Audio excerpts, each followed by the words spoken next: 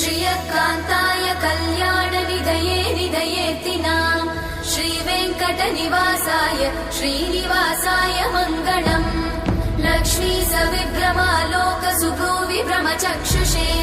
चक्षुषे सर्वलोकानां वेङ्कटेशाय मङ्गलम्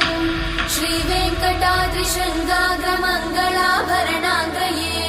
मङ्गलानां निवासाय श्रीनिवासाय मङ्गलम्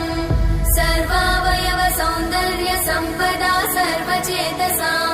सदा सम्मोहनायास्तु वेङ्कटेशाय मङ्गलम् नित्याय निरवध्याय सत्यानन्दचिदात्मने सर्वान्तरात्मने श्रीमद् वेङ्कटेशाय मङ्गलम्